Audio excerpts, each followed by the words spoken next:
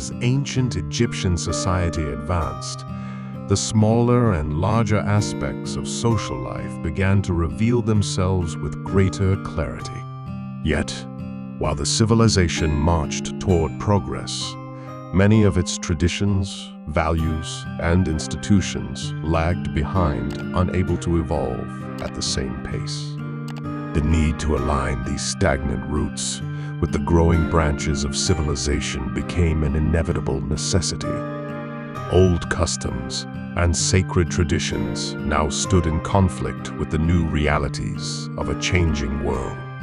The most fundamental social structures had to be re-examined, reshaped to harmonize with Egypt's emerging cultural and economic demands. This imbalance, though subtle at first, threatened to corrode the very foundation of society, from families to temples, from the clergy to the crown. Thus began the struggle to reconcile the ancient soul of Egypt with its growing modern mind, a delicate balance between heritage and transformation. A step that, if taken with wisdom, could preserve unity, but if neglected, would sow the seeds of discord and decay. But every golden age carries the shadow of its decline. Toward the end of Sahur's reign, signs of unrest began to surface, whispers of dissatisfaction, echoes of imbalance. Droughts drained the Nile, crops withered, and the people felt the weight of hunger and inequality. As the lower classes suffered under economic pressure, faith in divine justice began to wane. When Sahur died, his dynasty began to tremble. The fifth dynasty entered its slow descent, and the first cracks of despair appeared within the people's hearts. Then came the age of grandeur, turned hollow, when pyramids rose to the heavens as symbols, not of faith, but of pride.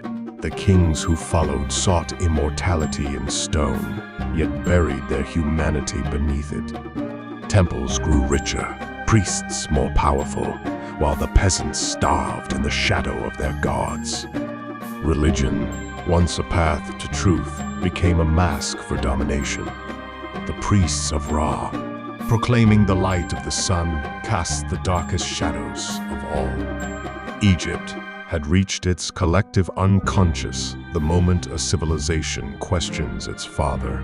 The divine pharaoh, once loved, became the symbol of repression.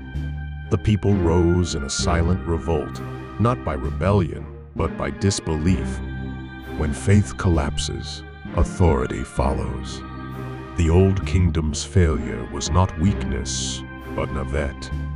A ruler who chooses love over fear dooms himself, for love fades faster than the flood of the Nile. Power without fear is but a crown placed upon a corpse.